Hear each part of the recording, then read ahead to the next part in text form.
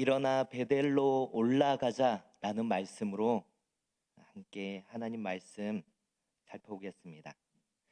창세기 말씀을 읽다 보면 야곱이 26장부터 거의 50장까지 창세기의 절반 정도가 야곱이 나오는데요. 그 야곱의 모습을 통해서 우리의 모습들을 비춰보게 됩니다. 오늘 읽었던 성경의 그 말씀 속에서 야곱의 자기의 주어진 삶에서 살아가는 모습의 그 실수들과 그 모습들을 통해서 우리의 모습들을 비춰보고 우리 안에서 나를 만지시고 나를 인도해 가시는 하나님이 어떤 하나님이신지 우리가 이 시간 함께 말씀을 통해서 그 하나님을 만나는 시간 되기를 주님의 이름으로 축원합니다. 제가 영화표를 선물을 받아서 참 오랜만에 아내랑 같이 영화를 보러 갔습니다. 영화 더 문이라는 영어여서 외국 영화가 아니라 한국 영화입니다. 더 문. 한국에 대한민국이 우주 항공 분야에서 굉장히 발전을 거듭해 가면서 2029년에 미국 다음으로 이제 달에 사람이 발을 디디는 그 일들을 위해서 이 항공 산업을 계속해서 육성해 갑니다. 그렇게 해가다가 한번 나로호를 발사했는데 이게 공중에서 한번 폭파가 되어버려요. 그래서 다시 한번 그것을 준비를 해서 이제 어렵게 다시 그 일들을 시도해 갑니다. 그렇게 해서 두 번째 우리호를 발사를 해가는데 굉장히 순탄하게 일들이 쫙 진행되는 것 같았어요. 대기권을 벗어나서 달로 가까이 가는데 갑자기 태양풍이 발생하면서 모든 신호와 모든 것이 다 정지가 되어버리는, 그래서 날아가던 그 우주선도 멈춰버리는 그런 사고가 납니다. 그 사고 이후에 이것을 좀 고쳐보려고 3명의 대원이 그 우리호를 탔는데 거기에서 2명이 밖으로 나가서 고치다가요 죽어버려요. 그리고 1명 남은 그 대원은 운전을 할 줄 몰라요. 운전할 수 있는 훈련을 받은 게 아니라 함께 가서 그것을 채취하고 다른 영역에서 훈련을 받았는데 그 한 사람만 남아요. 그 한 사람이 결국 그 일들을 주어졌던 그 미션들을 수행해 가는 과정들을 그려가는 게 이 영화의 내용인데요. 재밌습니다. 한번 보시면 영화를 광고하려고 하는 건 아니고요. 거기에서 이 1명 남은 이 대원이 2번 큰 위기를 맞고 거기에서 메이데이라고 하면서 구조를 요청합니다. 처음에는 메이데이가 뭘까 되게 궁금했어요. 그래서 좀 찾아보고 막 이러다가 보니까 비행기나 배에서 일어나는 가장 긴급한 긴급 구호, 그러니까 저희가 뭐 SOS 뭐 이런 구호 그런 것처럼 메이데이라는 것을 사용을 하더라고요. 쉽게 생각하면 내가 스스로 어떤 것도 할 수 없어서 저 좀 도와주세요. 저 좀 살려주세요. 도움이 필요해요. 이게 메이데이라는 뜻입니다. 여기에 영화에 나오는 이 주인공이 2번 큰 위기를 만나면서 메이데이를 외쳐요. 메이데이를 조금 더 좀 찾아보니까 왜 메이데이일까?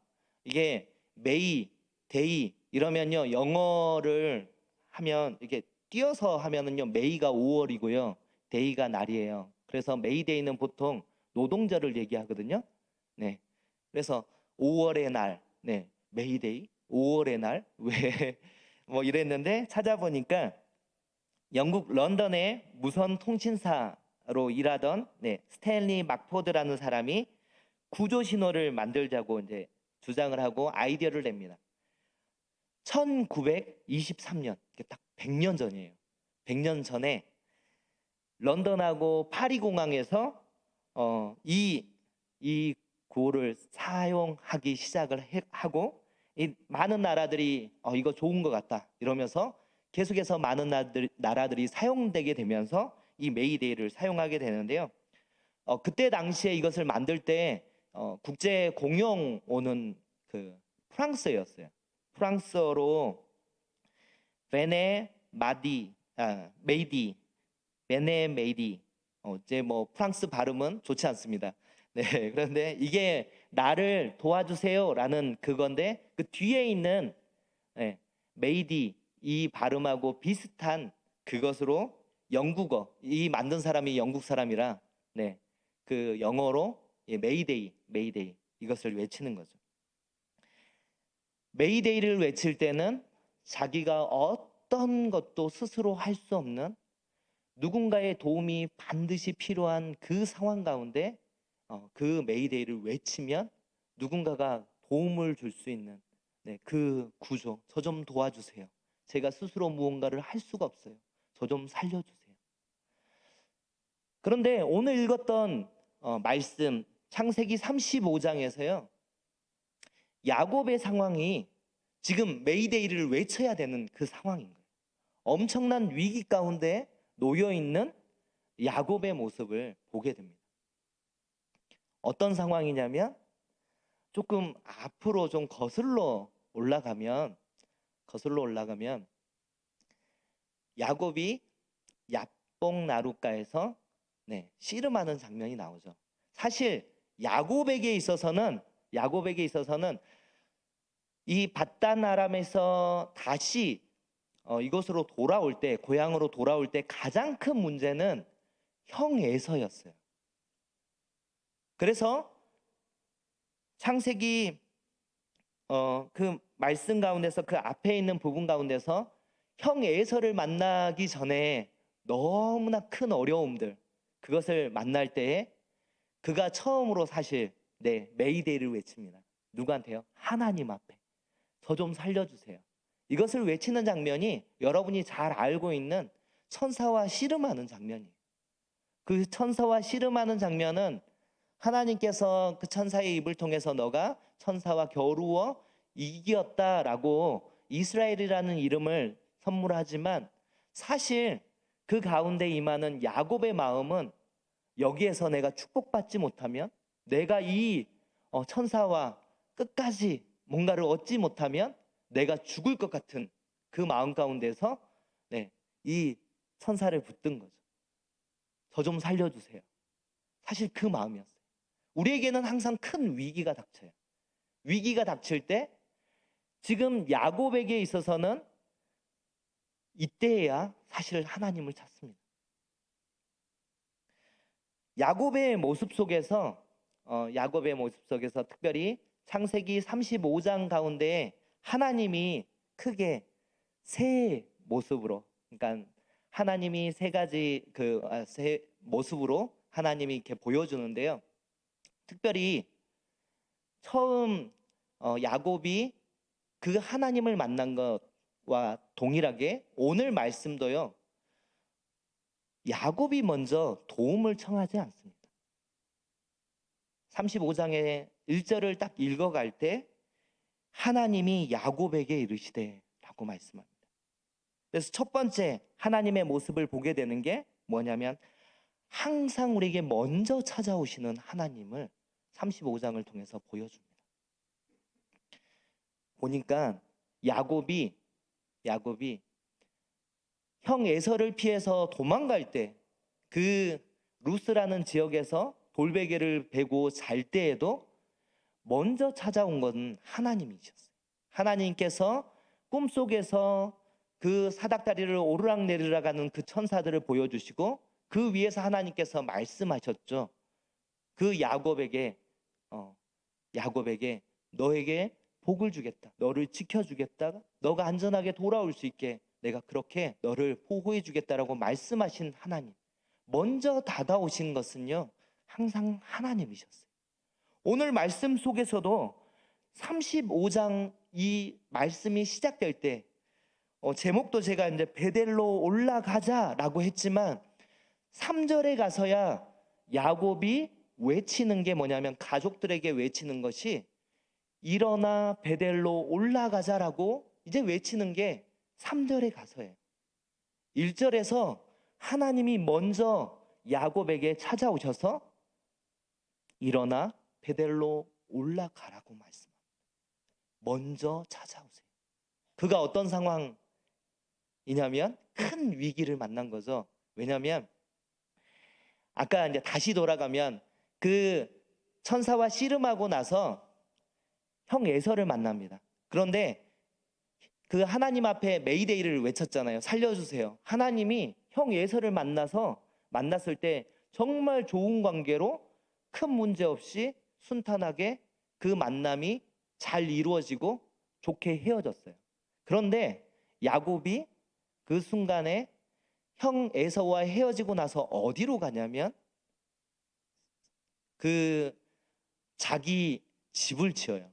숫곳이라는 곳에 가서 집을 지었다라고 얘기를 해요. 그리고 그곳에 우리간을 만들었다라고 얘기를 합니다. 그러니까 소의 우리, 양의 우리를 만들어서 자기들이 가지고 있는 그 재산, 그것을 관리하는 것으로 숫곳을 삼아요. 그리고 요단강을 건너서 건너편에 세겜 땅으로 갑니다. 원래 그가 평안하게 돌아오면 하나님 앞에 서원했던 게 있는데 이 서원을 까먹고 어디로 갔다고요? 숫곳으로 가고 이 요단강을 건너서 세겜이 있는 그 앞에 그 지역으로 갑니다. 그리고 세겜 앞에 성읍 앞쪽에 있는 그 땅을 그 밭을 세겜 성에 있는 히위 족속 히위 족속의 그 하몰의 아들들에게서 그 밭을 삽니다. 그 밭을 사고 그곳에서 머물게 돼요. 그리고 나서 진행되는 게 34장인데요. 34장은 이 딸 디나가 이 땅을 팔았던 이 하몰의 아들 보니까 세겜 땅의 추장이라고 얘기를 해요. 굉장히 능력 있는 사람인 것 같아요. 이 세상 속에서는 굉장히 능력 있는 이 세겜이라는 이 아들 이름도 하몰의 아들 이름도 세겜입니다. 세겜이 이 딸 디나를 강간을 합니다. 그 사건이 있고 나서 야곱은 굉장히 고민했던 것 같아요. 어떻게 해야 될지 모르는 상황들 가운데 좀 조용히 있습니다. 그리고 여러 가지 고민을 했을 건데 아무래도 말씀들이 가는 방향이 야곱은 그냥 좋게 왜냐하면 세겜이라는 이 청년이 아까도 얘기했지만 이 세겜성 자체에서는 추장이에요. 굉장히 리더십이 있고 그 아버지의 세력 하몰의 그 세력 자체가 이 세겜 땅에서 굉장히 컸던 것 같아요. 그리고 그들이 샀던 밭도 그들의 밭을 사서 지금 생활하고 있는 거죠. 그 강간 사건이 있는 그때까지가 이 야곱이 세겜 땅에 머문 지가요 얼마나 됐을까요? 말씀은 그냥 쑥 지나가요.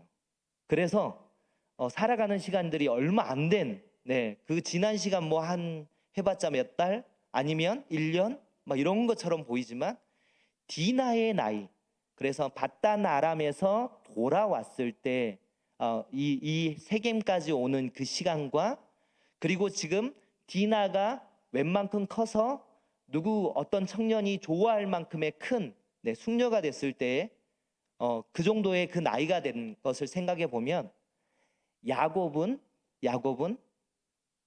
지금 숫곳과 이 세겜 땅 이곳에서 10년이 넘는 시간을 보내고 있었던 거예요.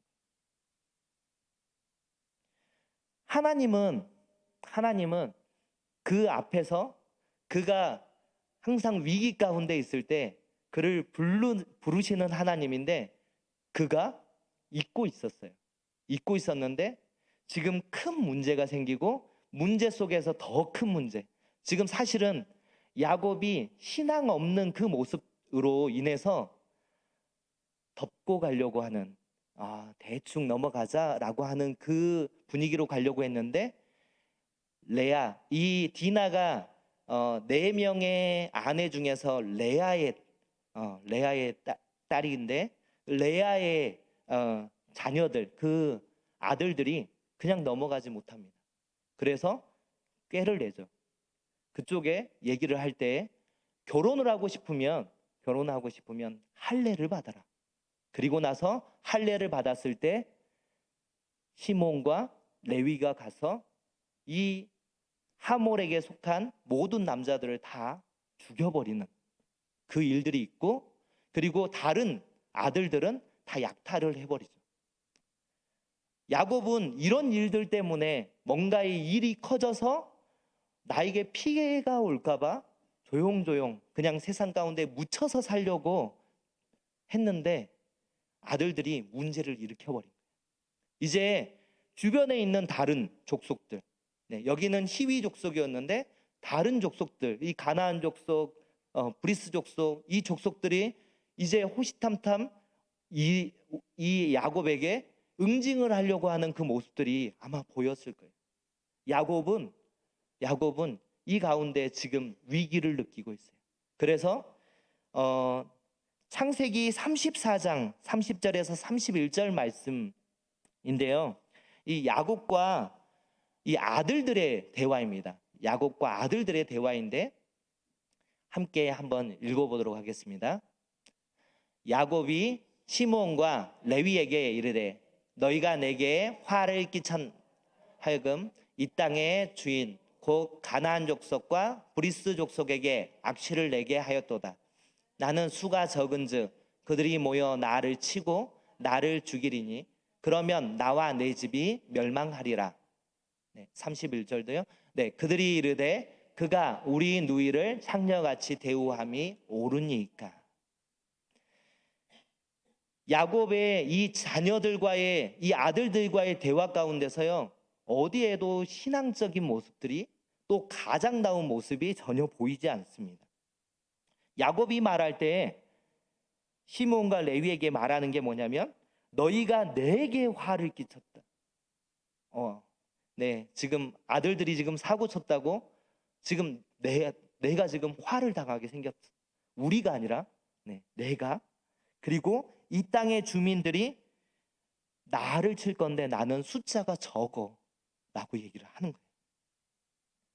그리고 나와 나의 집이 이제 망하게 되었다라고 하면서 모든 관점이 지금까지 이룩했던 나의 집, 나의 모든 것, 나의.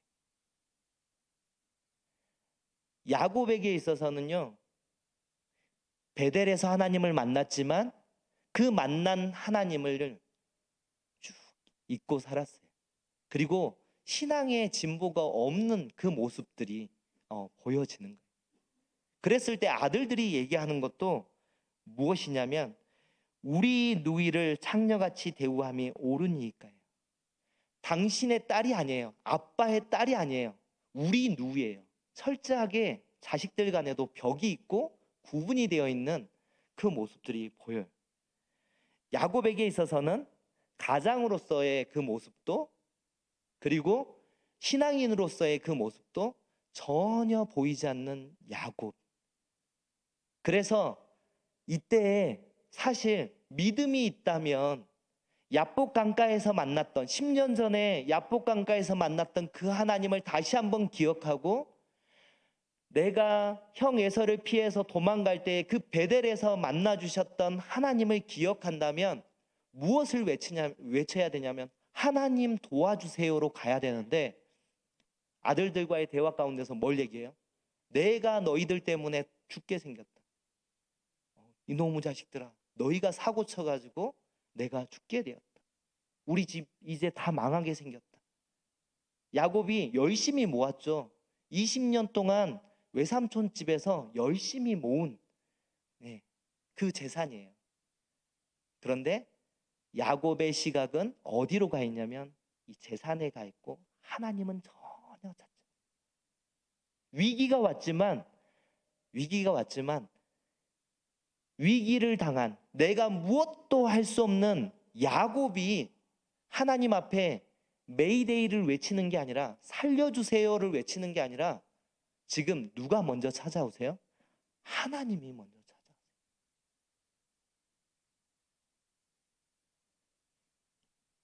우리의 신앙에서도 내가 믿음을 시작했고 신앙생활을 시작했지만 나의 신앙이 어리다면요, 하나님은 그 수준에 맞춰주세요. 지금 야곱에게는 야복강가에서 그렇게 치열하게 하나님을 만났고 또 이 이전에 많은 시간 전에 베델에서 하나님을 만났지만 신앙에 있어서의 성장이 없어요. 그냥 어린 나이에 그 신앙을 가진 야곱을 다시 하나님이 만나 주십니다. 요한복음 15장 16절에서는 이렇게 말씀해요. 너희가 나를 택한 것이 아니요 내가 너희를 택하여 세웠나니라고 말씀합니다. 우리가 하나님을 믿는 것처럼 생각되지만 오늘 말씀 속에서는요, 이 야곱, 믿음의 조상이라고 얘기하는 이 야곱의 신앙 없음을 통해서요, 이 위기 가운데 놓인 야곱의 모습을 통해서 우리도 그렇잖아요. 내가 하나님 믿는다라고 하지만 세상 가운데 그냥 세겜에서 10년 동안 동화되어서 살아갔던 야곱의 모습처럼 위기가 찾아오지만 하나님한테 하나님 살려주세요 라고 하나님을 붙드는 게 아니라 누구를 원망해요? 아들들, 너희가 잘못했어. 너희가 이제 망하게 했어 라고 한탄하고 계시지는 않습니까? 우리 안에 믿음의 사람인데 오늘 말씀에서 일어나 베델로 올라가라 라고 하는 말씀은 하나님께서 이제 다시 야곱의 삶에 있어서 새로운 시작, 새롭게 만져가심을 시작하기 위해서 올라가라고 말씀합니다. 야곱에게 있어서의 큰 위기, 자기의 밑바닥의 그 모습들 가운데 야곱은 자기의 모습들을 보게 해요. 그리고 이 말씀 속에서 보게 하는 것은 무엇이냐면 허둥지둥 되면서도 하나님을 찾지 않는 야곱을 보게 돼요. 그런데 그 가운데 누가 먼저 찾아와 주신다고요? 하나님이 택한 백성을 먼저 찾아와 주셔서 그들을 구원해 주십니다. 메이데이 외치지 않아도 구조해 주세요 라고 살려주세요 라고 외치지 않아도 하나님이 먼저 그 수준에 맞게 그를 부르시고 찾아와 주십니다. 두 번째 볼 수 있는 것은요, 하나님께서 내가 했던 하나님 앞에 하나님을 만났고 하나님을 만났던 그 안에서 약속했던 약속을 기억나게 하십니다. 야곱에게 있어서 하나님을 제대로 처음 만났던 것은 아까 얘기했던 형 에서를 피해서 바단 아람 외삼촌 집으로 도망갈 때였어요. 그 루스라는 그 땅에서 하나님을 만나고 그가 돌베개 삼았던 그 돌에 물을 붓고 그곳을 베델이라고 하죠. 하나님의 집. 그리고 나서 그가 했던 게 뭐냐면 하나님 앞에 서원을 합니다. 사실 대단한 서원이 아니에요. 진짜 신앙적으로 보면 굉장히 유치한 서원입니다. 하나님 이렇게 해주시면 제가 이렇게 할게요. 굉장히 수준 낮은 어린아이와 같은 그 모습 안에서 서원을 해가는데 그 내용이 창세기 28장 20절에서 22절 말씀입니다. 창세기 28장 20절에서 22절 말씀 제가 한번 읽겠습니다.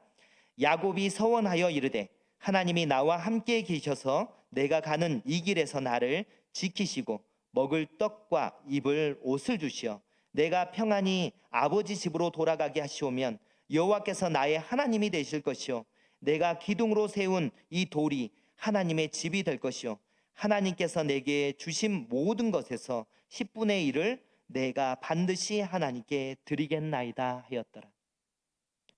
누가 먼저 하면요? 하나님이 저한테 먼저 그렇게 해 주시면, 하나님이 그렇게 하시겠다라고 꿈속에서 보여주시면서 말씀해 주셨거든요. 그 말씀하신 대로 이루어 주시면 저도 서원한 대로 저 서원하겠습니다.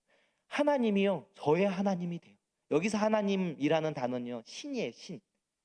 여러 신들 중에 저의 신이 되어 될 겁니다 라고 하는 그 얘기고요. 그리고 이 세웠던 이걸 가지고 하나님의 집을 지어드리겠습니다 라고 서원한 것 두 번째. 그리고 세 번째는 뭐냐면 하나님께서 저에게 주신 것, 돌아올 때 주신 것의 10분의 1을 하나님 앞에 드리겠습니다. 이렇게 서원했던 이 서원을 그동안에 야곱은 까먹고 있었어요. 완전히 잊고 있었어요. 왜요? 세겜 땅에 갈 때 그 말씀에 뭐라고 얘기를 하냐면 평안히 세겜 땅으로 들어갔더라고요. 저를 어떻게 얘기하냐면 내가 평안히 아버지 집으로 돌아오게 하시면, 이 평안히 돌아오게 하면 어디로 갔어야 됐어요? 베델로 올라갔어야죠. 그런데 까먹어요. 왜 약속을 까먹냐면 사실 데이트 같은 그런 약속을 하면 절대 까먹지 않습니다. 아침에 그 아침이 아니라 아예 잘 때부터 기억을 하죠. 내일 몇 시에 어떻게 할까 막 기대감으로 막 그려갑니다. 너무 꿈만 같은 그 기대감으로 부풀어서 잠도 오지 않고 그 데이트를 어떻게 해갈까 이것에 대한 꿈이 부풀어서 잠도 오지 않지만 아침에 벌떡 눈이 떠지죠. 그리고 기대가 돼 이렇게 가는 게 연인과의 그 약속 가운데 이루어지는 거잖아요. 그런데 하나님과의 약속은 야곱에게 있어서 그렇게 기대가 됐던 그것이 아니었던 것 같아요. 왜냐하면 야곱의 삶은 철저하게 자기의 열심으로 이루어지는 삶이었어요. 그는 똑똑했어요. 야곱이라는 이름이 속이는 자입니다. 누군가를 속여 먹으려면요 똑똑해야 돼요.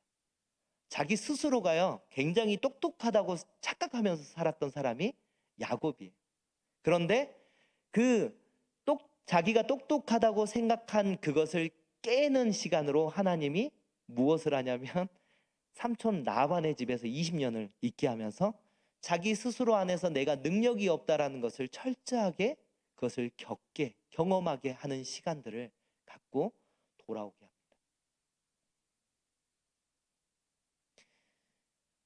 그랬으면 좀 기억해야 되는데 하나님이 하셨구나, 하나님이 나에게 복을 주셨구나 라고 생각해야 되는데 야곱에게는 기대가 요만큼도 없었던 것 같아요. 그냥 급할 때만 에서를 만나기 전에 그 야복 강가에서 천사랑 씨름할 때만 좀 살려주세요 라고 그렇게 붙들은 그거밖에 없지. 이 상황 가운데서의 그가 하는 것은요 약속을 잃어버리고 어떤 것도 하지 않는 야곱의 모습들을 보게 되는 거죠. 만약에 위기가 없었다면 그리고 하나님께서 찾아오셔서 일어나 베델로 올라가서 거기에 거주하고 거기에서 여호와 앞에 제단을 쌓아라 라고 하는 말씀이 없었다면 야곱은 이 위기 가운데 그냥 여러 족속들의 침입을 받고 그 칼에 죽었을 겁니다. 그런데 그때라도 야곱이 움직이기 시작합니다. 그가 만났던 하나님을 기억하기 시작해요. 약속을 다시 한번 생각하게 돼요. 그래서 2절에 뭐라고 얘기를 하냐면 가족들에게 옷을 새 옷으로 갈아입으라. 깨끗한 옷. 그리고 가지고 있는 모든 우상들을 다 가지고 와라 해서 이 우상을 다 상수리 나무 밑에 묻고 베델로 올라가자라고 외치고 나갑니다. 약속을 잃어버렸던 하나님과의 약속, 하나님과의, 이걸 좀 다른 말로 해보면요, 하나님과의 첫사랑이죠. 하나님 처음 만났던, 베델에서 만났던 그 베델의 하나님을 야곱은 잊고 살았어요. 그런데 이제야 야곱이 그 베델의 하나님을 다시 기억하면서, 아, 내가 하나님 앞에 이런 서원을 했지 라고 이제 기억하고 올라갑니다. 그렇게 올라갈 때 하나님께서 5절에 어떻게 해요? 그들이 떠났으나 하나님께서 주변에 있는 그 고울들, 다른 족속들을 크게 두렵게 합니다. 그렇게 해서 공격당하지 않게 하나님께서 이미 다 조치를 다 취해 놓으세요. 그렇게 해서 그가 마음먹은, 다시 약속했던 약속을 기억하고 하나님 앞으로 나아가는 그 길로 가게 하십니다.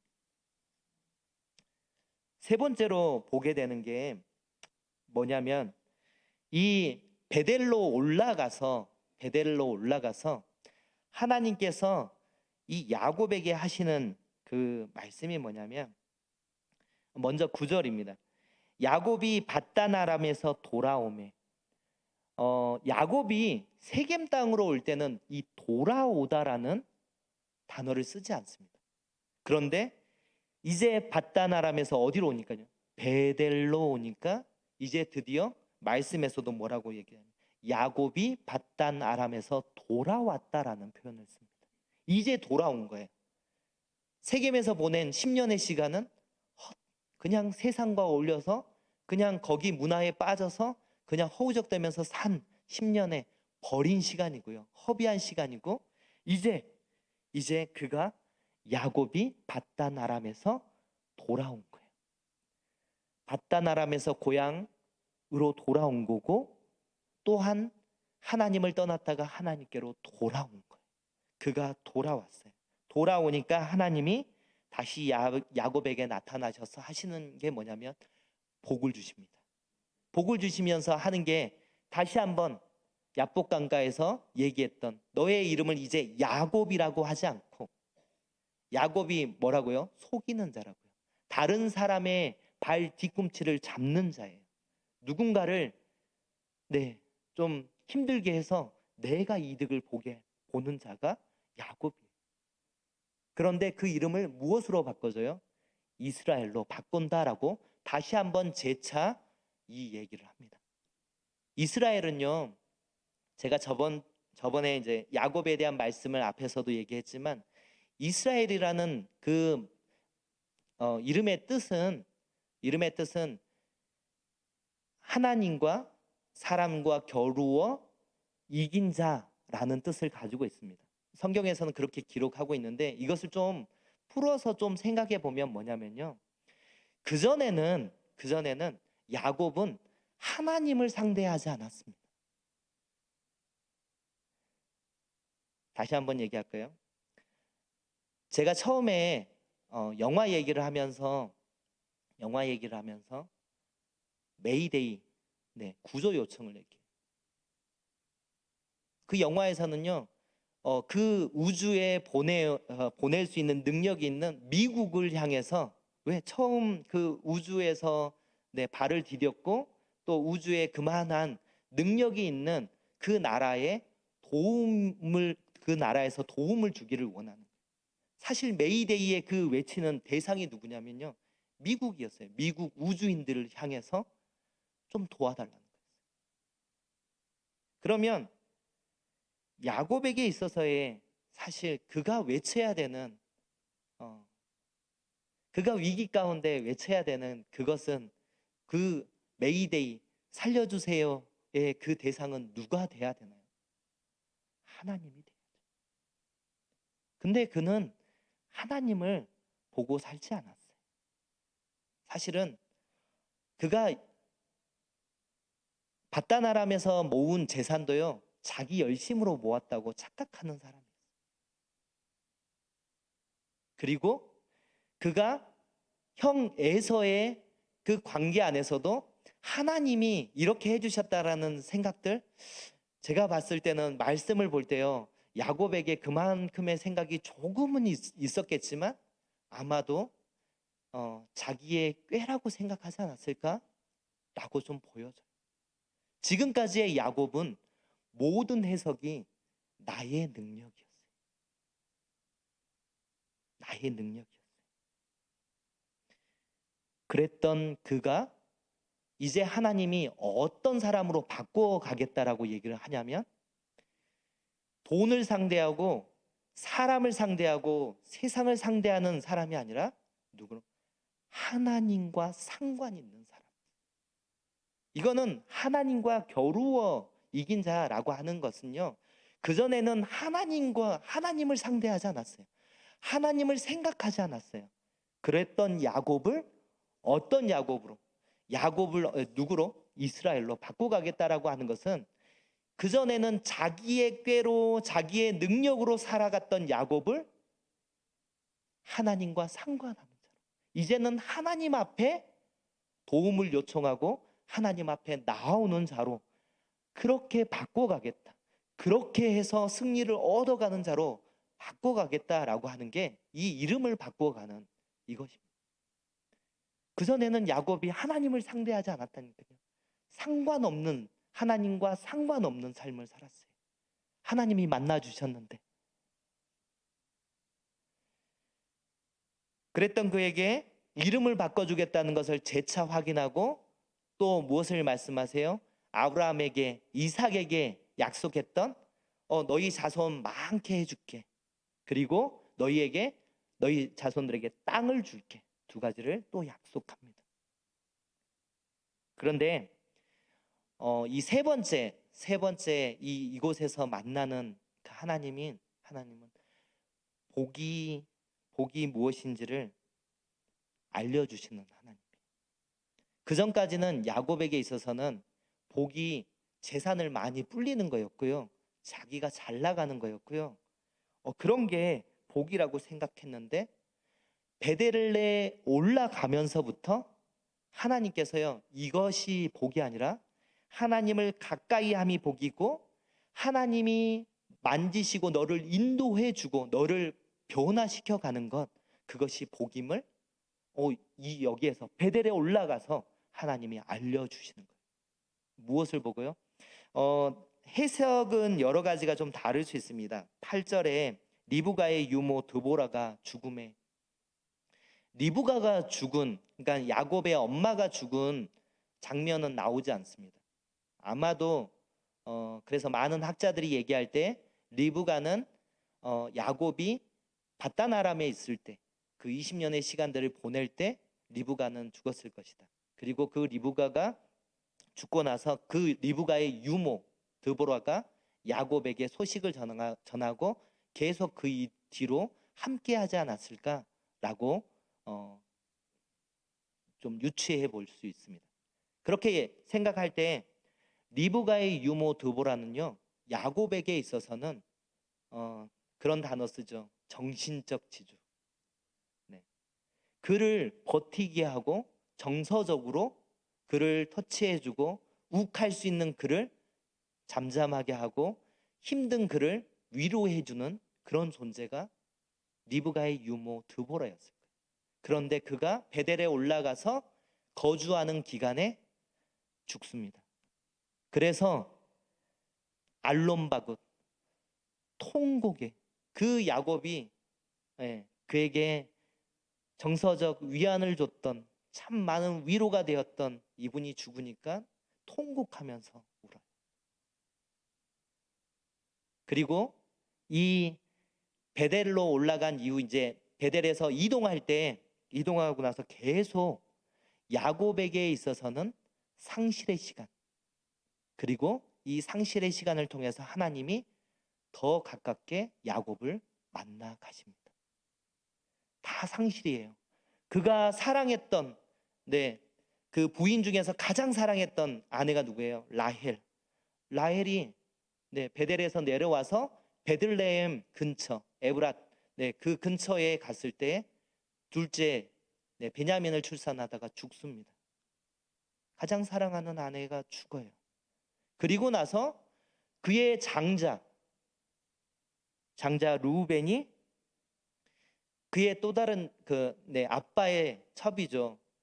빌하와 동침함으로 사실 장자가 가지고 있는 장자에 대한 기대치를 완전 꺾어버려요. 아빠의 기대치, 그 희망, 그것을 다 꺾어버립니다. 그리고 그 다음에 누가 죽냐면 아빠 이삭이 죽어요. 그리고 한참 뒤로 넘어가면 37장에 가면 그가 가장 사랑하는 아들 요셉이, 사실 야곱의 입장에서는 이 요셉이 죽습니다. 그러니까 죽은 줄 알고 살아가잖아요. 그 고통 가운데 살아가잖아요. 다 죽어요. 정서적으로 했던 드보라가 죽고, 라헬이 죽고, 사랑했던 아내 라헬이 죽고, 장자 르우벤은 막 그렇게 아버지의 침상을 더럽히고, 아빠 이삭이 죽고, 이제 사랑하던 아들 요셉도 죽습니다. 야곱은 누구를 붙들고 살아야 될까요? 그 전까지는 눈에 보이고 뭔가를 잡아놓은 그것이 많아지면, 그것이 견고해지면, 창고가 가득해지면, 키우는 짐승들이 많아지면 복이라고 생각을 했어요. 그런데 이게 복이 아니라 하나님은 그에게 인생에 있어서의 가장 큰 복은 하나님을 가까이 하는 것임을 말씀을 통해서 보여줍니다. 사실 이러고 나서 이 애굽 땅 가운데 하나님께서 이 야곱을 바로를 축복하는 자로, 그리고 그 자녀들을 축복하는 자로, 선지자로 세워갑니다. 시간이 많이 간 줄 몰랐습니다. 제가 이것만 좀 보고 함께 마무리할 건데요. 제가 박영선 목사님 설교를 많이 듣고 하는데, 새롭게 하소서에 박영선 목사님이 이렇게 나오셔서 쭉 어떤 신앙에 대한 부분들을 얘기를 해주셨어요. 그런 부분들을 얘기를 할 때 좀 발췌해 놓은 그 글들이 있는데, 한 번만 띄워주시고 말씀 좀 보고 마무리하겠습니다. 좀 글씨가 좀 작죠?